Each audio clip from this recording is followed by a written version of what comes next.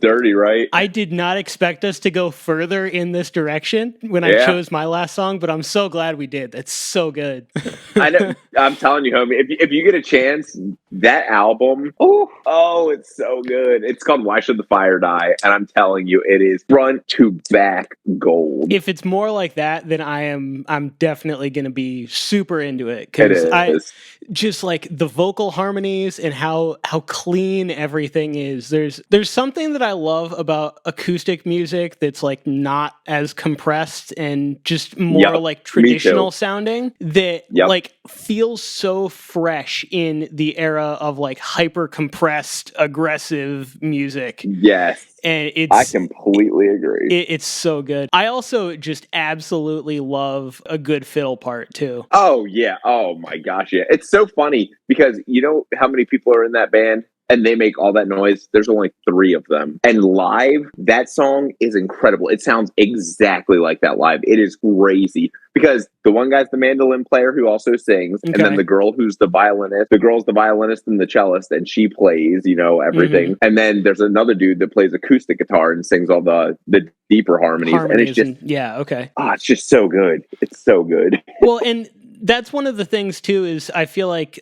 folk bluegrass, that I like in their bio, they call themselves progressive acoustic music. I really like that term, but like I do too. I feel like that type of music is like you definitely know what you're gonna get going into seeing them live or on the record. It's probably the closest any to what like any style of genre is between how they sound live and how they sound on the record, because for the most part 100%. They are just being recorded live in a room. Part of the reason why I got into bluegrass is actually because of there's a festival in northern Michigan, because I'm in Detroit right now, but I lived in the Upper Peninsula of Michigan for the majority of my life. And there's a festival up there in Marquette called the Hiawatha Traditional Music Festival. And for a long time, me and my family, and we still continue to go, but for a long time, me and my family and my grandma and all that went to this festival together. And you would, it's like at a campground, so you camp there, and then there's a main stage and a side stage, and they've got like square dancing, and they've got like I love that, all sorts of stuff. And so like for one weekend every year, I am the biggest bluegrass fan in the world.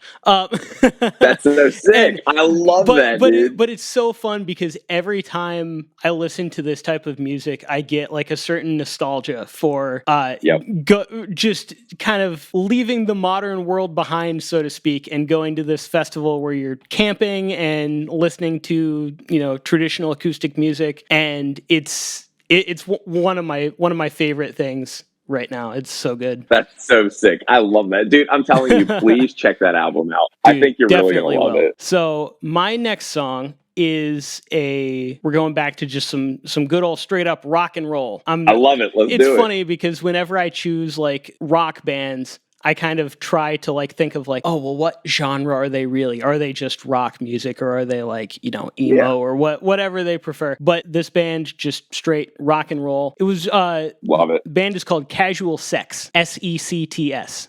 I love that. Yeah, great play on words. And I met them a few months ago in June at Jorts Fest, which was a DIY event that was held by my homies in Ghost Town Remedy out in Nashville. And these guys are also a Nashville-based band, and they played the first night, and they were super cool. And this is from their most recent EP called Rejoice. This song is called Wastin' Days.